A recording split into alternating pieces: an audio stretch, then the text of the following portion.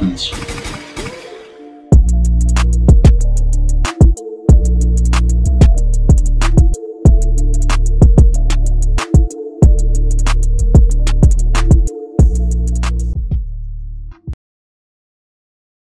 Kawasaki Ninja ZX150 KRR. Well, bago natin alamin ang kanyang specs and power output, share ko muna sa inyo guys na ito po ang mga bike na talaga namang halimaw na kung ikaw nga naging pamilyar na lang sa mga motor na 4-stroke na nakikita mo sa ngayon, masasabi mo talaga na yan natakbo ng 180 kph. Kalokohan yan. 150cc lang yan advanced reading lang yan, ulul. Baliw lang ang maniniwala sa'yo. Yan ang tsak na masasabi mo kapag di ka pamilyar o wala kang alam sa 2-stroke engine. Para sa simpleng explanation guys, si 2-stroke engine is wala pong sabog, walwal kung walwal, hindi naglilimit at habang nainit, natulin at lalong nabilis. Na kung kay 4-stroke naman naglilimit, may hangganan ang power and kapag na overrev baka sumabog ang makina. Pero syempre, mas maganda naman talaga ang engine na 4-stroke. Bukod kasi sa mas matipid sa gas, malakas ang hatak o torque, hindi mausok at tahimik at may power output na talaga namang di ka din naman talaga mabibitin. Pero bago pa lumabas ang 4-stroke engine, 2-stroke engine talaga ang naghari at isa na nga sa tinaguri ang legendary o king ang motor na ito, ang Kawasaki Ninja ZX150cc KRR nga guys, is kargada po ng 148 cubic centimeter engine displacement, naka single cylinder carburetor type ang kanyang fuel system and naka liquid cooled, at ito nga guys is naka 2-stroke engine na ginamitan ng reed valve. Ito nga guys is talaga namang napaka powerful kasi sa kanyang power output and torque talagang masasabi mong hindi ito pang 150cc displacement na katulad ng 4-stroke engine. Ito nga is merong maximum power na 30 HP at 10,500 RPM at meron naman siyang maximum torque na 21.6 Newton meter of torque at 9,000 RPM. Can you imagine kung gaano kalakas? Halimaw yan, mas malakas pa nga siya sa mga power output ng 200cc engine displacement like RS200 and NS200. At para ma-visualize nyo kung gaano kabilis ang 150cc na ito, kaya niya ngang mahit ang kanyang top speed sa bilis na 180 kph.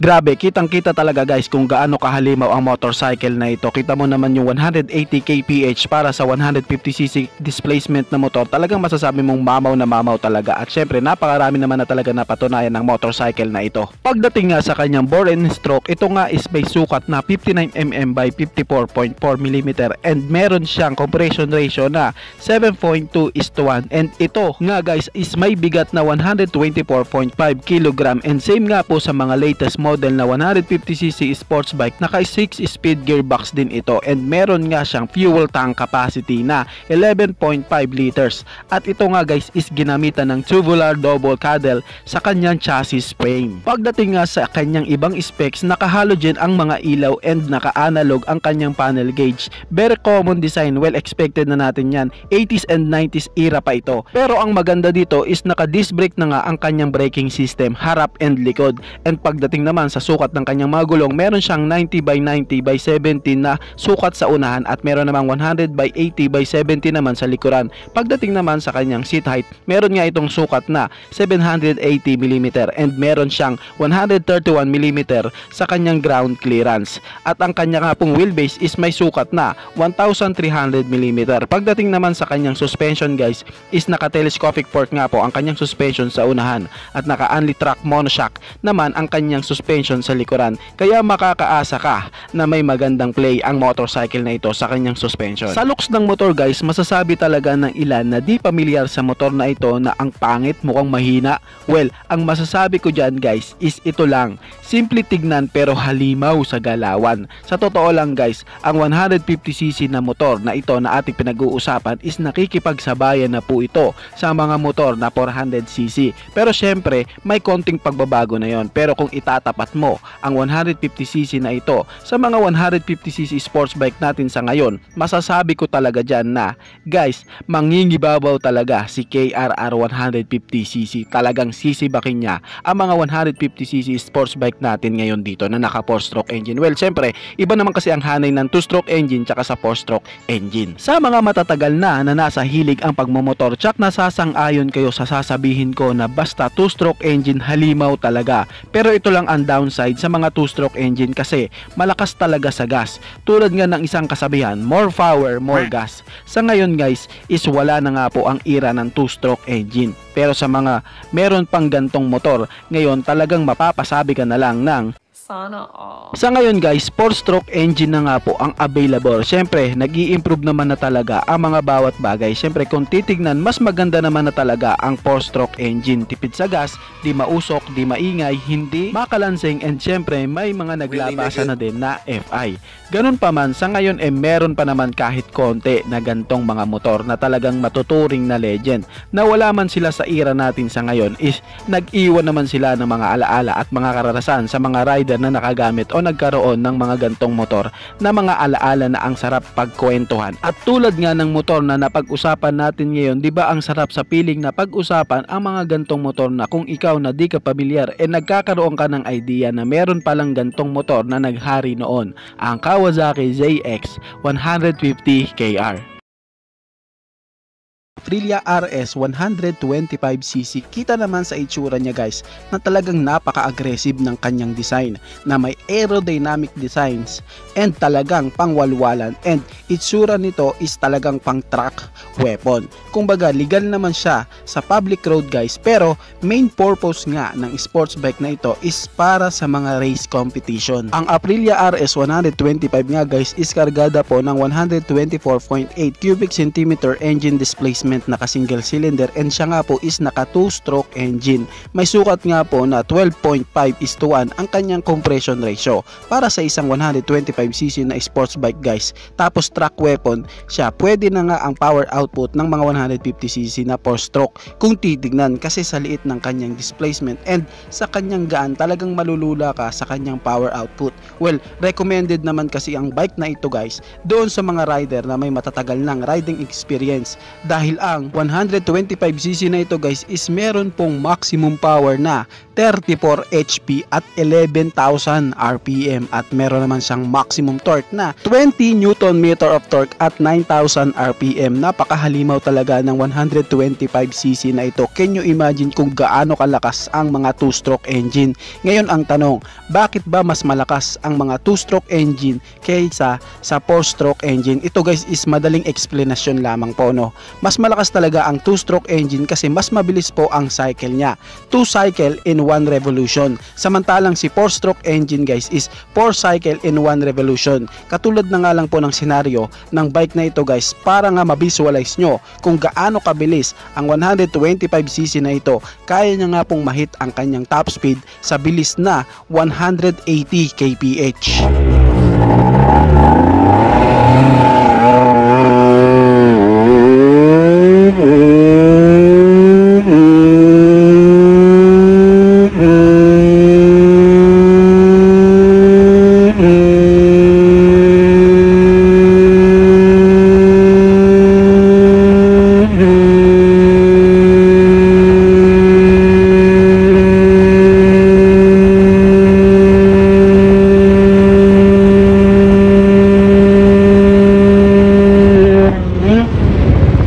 Guys, hindi po ito 4-speed gearbox lang like ng mga 125cc ngayon. Kasi guys, naka 6-speed gearbox ito. Then 2-stroke engine siya. Kaya walwal talaga at malakas talaga sa duluhan kumpara kay 4-stroke engine. Malakas sa hatak.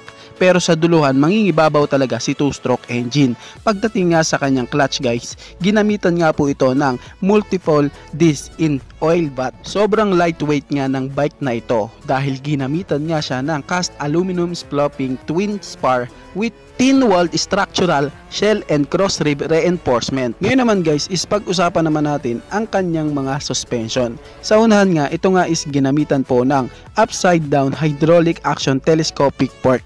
At pagdating naman sa likuran niya is ginamitan nga po siya ng suspension na aluminum back section swing arm with asymmetric members. At pagdating nga sa kanyang mga power guys, talagang sobrang powerful ng motorcycle na ito. Well, syempre ginawa talaga ang motorcycle nito for track weapon purposes. Pero nga ito nga guys is legal po sa public road. At dahil nga sa sobrang powerful ng motor na ito, need talaga ng malakas na stopping powers. Sa unahan nga is ginamitan po siya ng 320mm single disc with 4 piston caliper.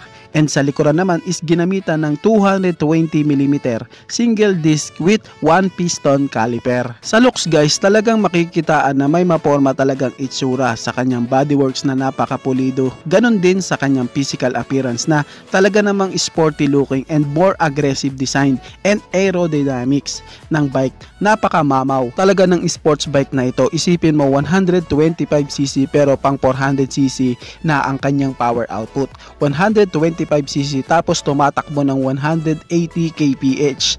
Tapos 125cc tapos may malakas na makina. May mapormang physical appearance na talagang sporty looking and more aggressive talaga siya. Sa ngayon nga guys is meron na din namang version na 4-stroke engine si Aprilia RS 125cc na malayong malayo po ang performance kay Aprilia RS 125cc 2-stroke engine. Ganon pa man, sobrang solid pa din na malaman na may mga ganitong motor na naghari nung 90s era. Kaya talagang tatatak na ito sa history at sa mundo ng motorcycle industry. At katulad nga ng ating napag-usapan, wala na ngang available sa market na 2-stroke engine. Makakabili ka na lang ng second hand. Pero kung ikaw na may 2-stroke engine na motor, i-keep mo yan kasi legendary bike yan. Nakintuwa na malaman na may 125cc na 2-stroke engine si Aprilia na naghari at ito nga si Aprilia RS 125cc 2-stroke engine. Kagiba Mito 125cc. Well, malamang na di talaga tayo o ngayon lang natin nalaman ang about sa bike na ito. Pero kung ikaw na matagal mo nang alam ang about sa bike na ito, sure ako na isa kang OG at matagal ka ng fan ng mga motor na 2-stroke engine. Napakahalimaw talaga ng sports bike na ito na kahit nga po 125cc lang siya, pang 200cc naman ang kanyang performance. Sa katunayan, legal bike naman siya para gamitin sa public road.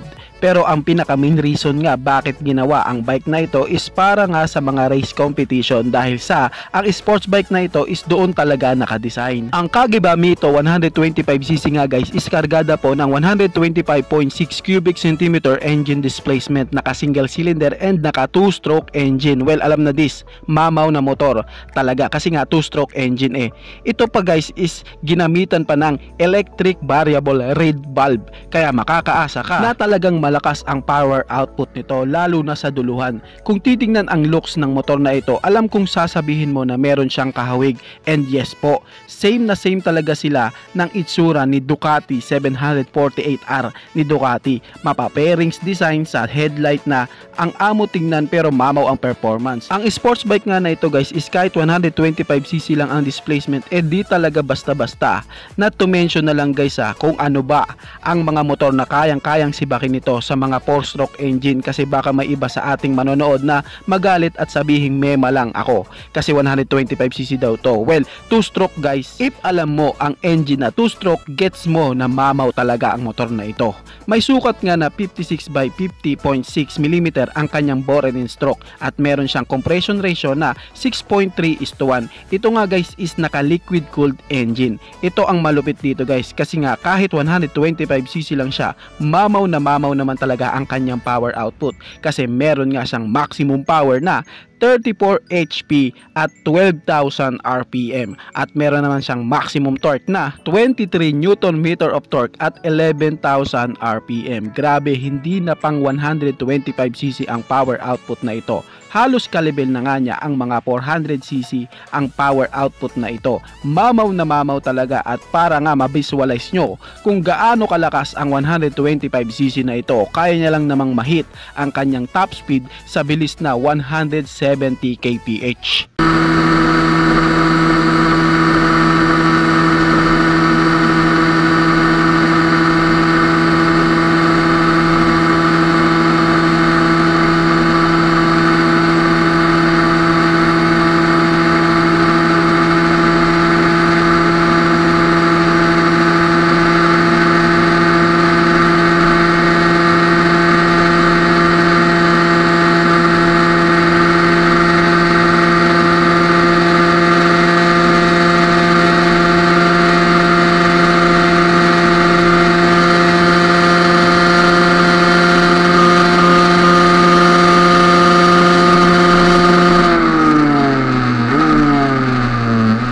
Pagdating nga sa kanyang clutch, ito nga is ginamitan ng wet multiplate disc cable operated. And ito pa ang malupit dito guys kasi di talaga pangkaraniwan ang motor na ito kasi meron nga siyang 7-speed gearbox. Kaya talagang sobrang sulit ng motor na ito lalo na sa duluhan, tapos 2-stroke engine pa siya kaya talagang grabe ang performance nito.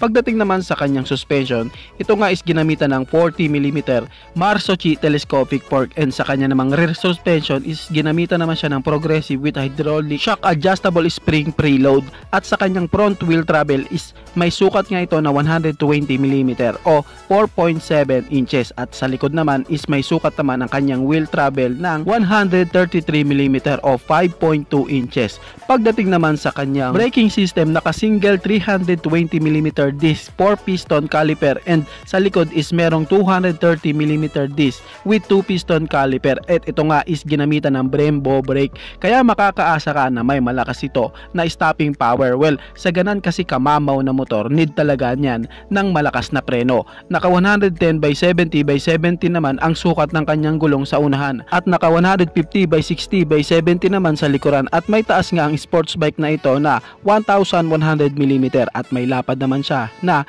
1,980mm. Pagdating naman sa kanyang wheelbase, may sukat nga ito na 1,375mm at may ground clearance na 150mm. Saktong-sakto lang ang kanyang seat height guys kasi may sukat nga ito na 760mm and meron itong dry weight na 129kg. Ang 125cc na sports bike na ito guys is talagang grabe lang ang masasabi mo. Well, if nahihinaan ka sa 170 kph na top speed kasi nga kaya ng motor mo ang top speed na yan, well, anong displacement ba yung motor mo? And take note guys accurate ang speedometer ng mga unang motor lalo na tong mga 2-stroke engine. Para sa isang 125cc na motor, sure ako na talagang nakakagulat ang performance na ito. Hindi na ito pang 125cc sa totoo lang, pero nakakalungkot nga lang na di na ito naging available sa ating bansa at talaga namang naghari siya sa European country. Pero ganun pa man, masasabi kong isang legend ang bike na ito. Isipin mo, mas malakas pa ang power output niya kumpara kay Kawasaki KRR 150 na merong 30 HP. Kaya talagang masasabing mga legendary bike talaga ang mga 2-stroke. Yung tipong kung ngayon ka lang nahihilig sa motor, yung akala mong 19 HP na horsepower para sa motor na 150cc displacement lakas na lakas ka na, walang-wala pala yan sa mga una at haring mga legendary bike. Well, kahit titignan naman talaga guys no, sa kanyang tunog pa lang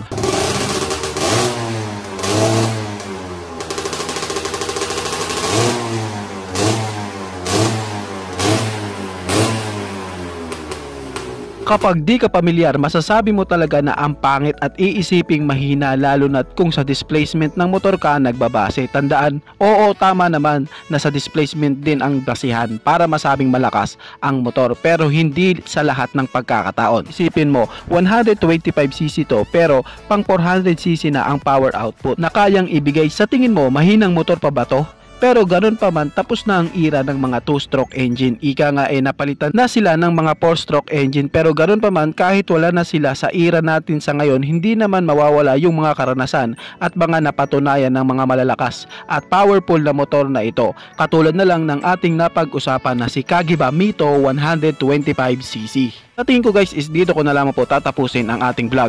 I hope na nag-enjoy kayo sa aking hinandang video para sa inyo. Pinasisigla ko din kayo guys na i-subscribe ang aking YouTube channel. I-click mo na din ang notification bell para ma-update kayo sa mga susunod na i-upload ko. So dito ko na lamang po tatapusin. Maraming salamat po. Ichiboy. Thank you!